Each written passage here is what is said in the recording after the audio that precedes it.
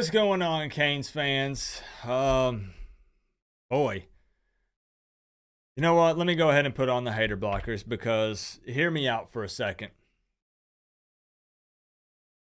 I don't really have anything good to say right now. And I need you to understand that this is immediately after the game. I'm talking, I just turned off my stream. There are going to be some people that get upset with me. There are going to be some people that tell me I'm taking it too far, I'm being too negative. But hear me out. This is absolutely garbage can worthy. And unfortunately, this is not the first time that I've had to do this. I feel absolutely embarrassed and disgusted right now. We have beaten one Power 5 team, and it was barely. Virginia Tech. Who else have we beaten? Bethune-Cookman. Nobody cares. Southern Miss. Nobody cares. One Power 5 team. One. That's all we could muster. And you have to understand, man, I'm diving straight into it. No small talk in this one. Unscripted. I don't have a script right now. Normally I take notes. Normally I try to stay on point. I don't care. Duke's head coach, Mike Elko, is a first-year head coach. I'm not talking about just purely his first year at Duke, which is also true. But his resume is defensive coordinator. It's his first year being the head honcho. Oh, I can't even talk. It's his first year being the big man. And he comes into our house. I don't care if you want to say that we don't have a home field advantage. He brings his team to Hard Rock to play against the Miami Hurricanes team that also has a new head coach. But guess what? Mario Cristobal has head coaching experience. He's been in that position.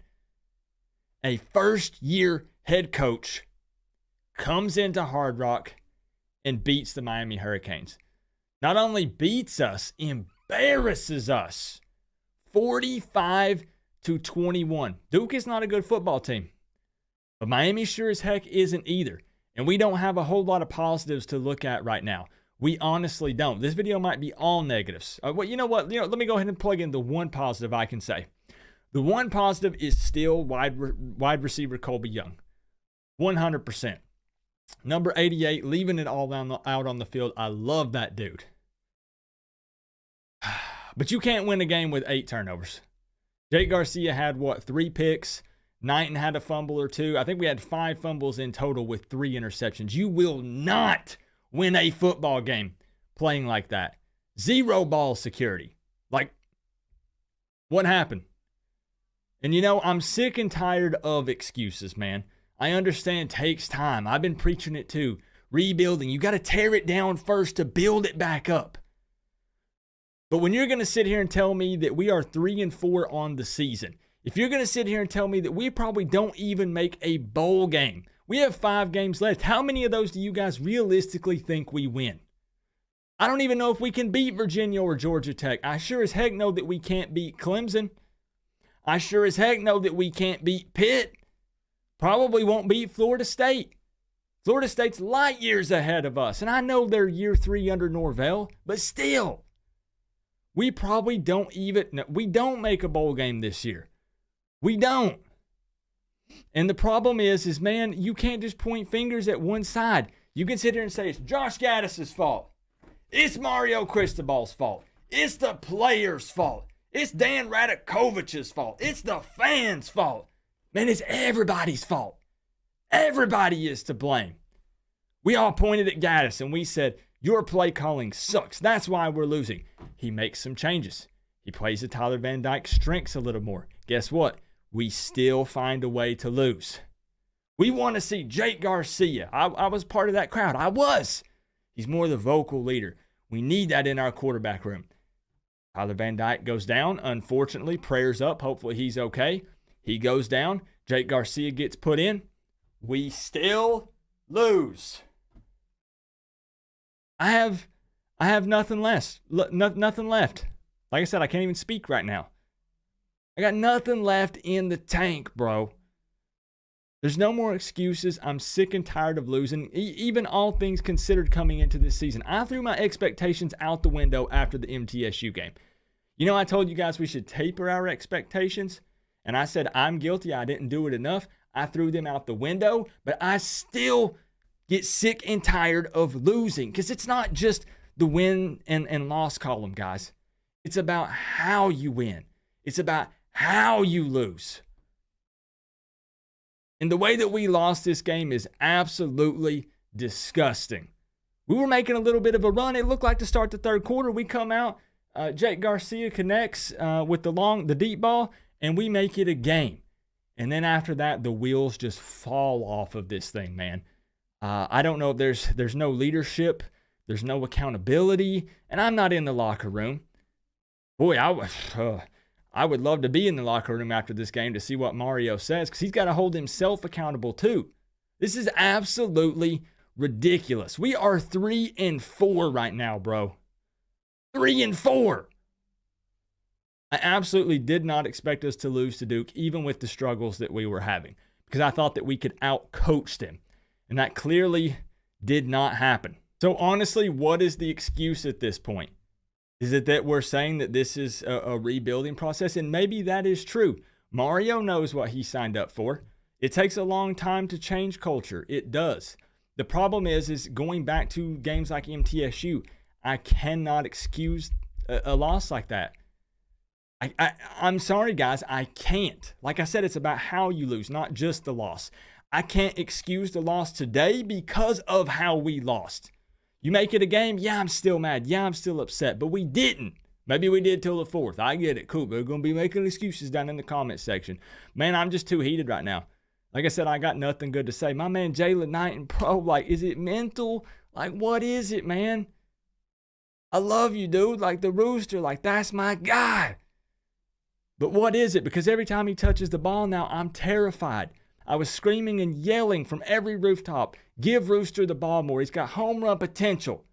Now every time he gets it, I'm holding my breath. Man, we've been plagued with injuries. I get it.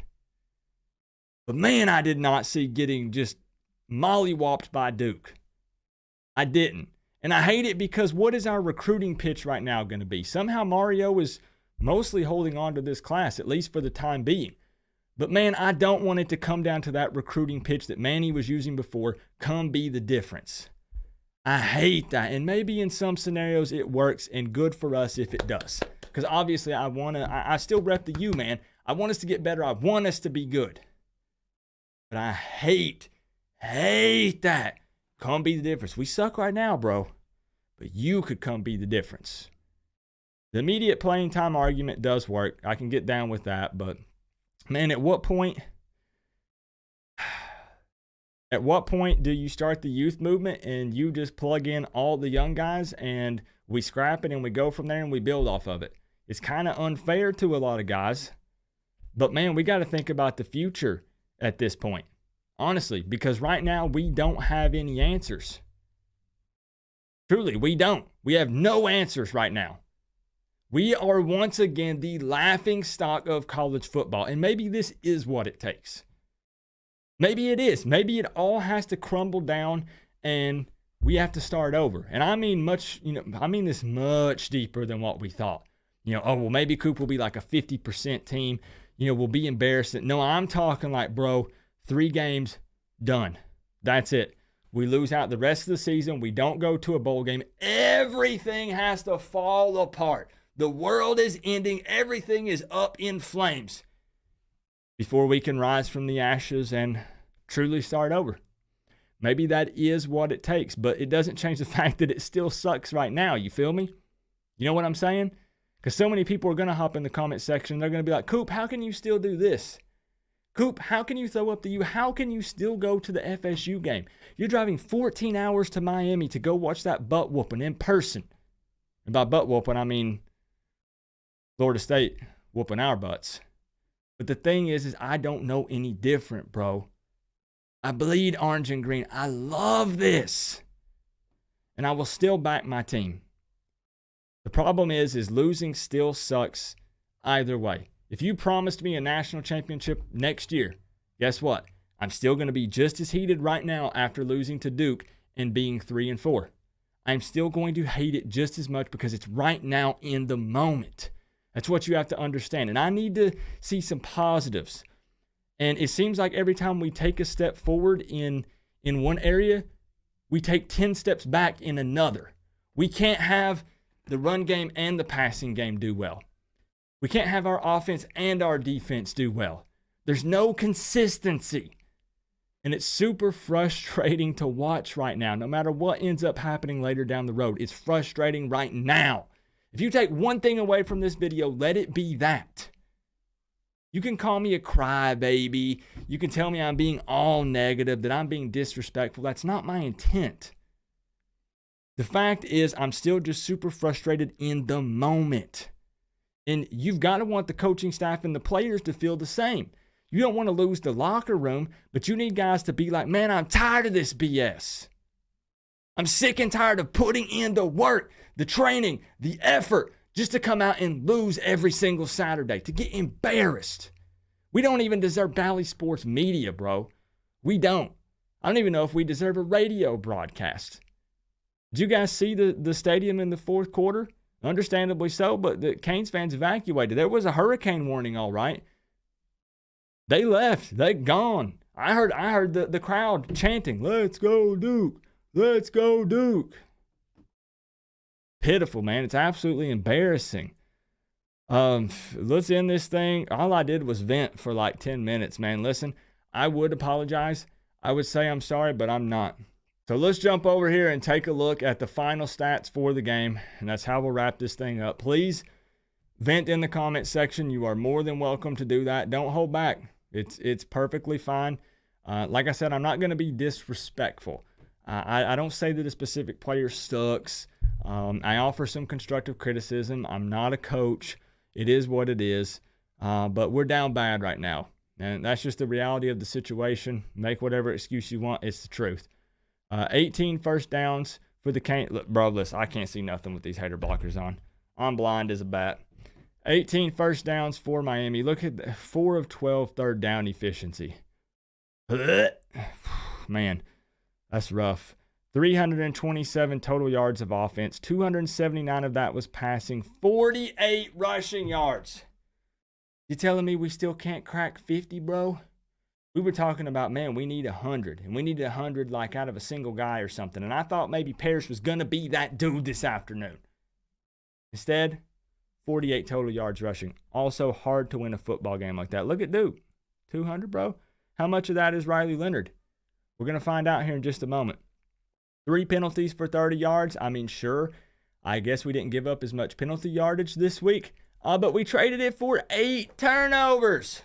Hey, instead of giving you a football field and a half of penalty yards, we'll just give you the ball 8 extra times. Impossible to win a football game like that. Absolutely just mind-blowing, man. Riley Leonard, 13 of 25, 136, 1 touchdown. What's his rushing? 14 carries for 61 yards. Guess we held him under triple digits, you know. Jake Garcia, 13 of 21, 198 yards, 2 touchdowns, but 3 picks. Man, those picks were head scratchers.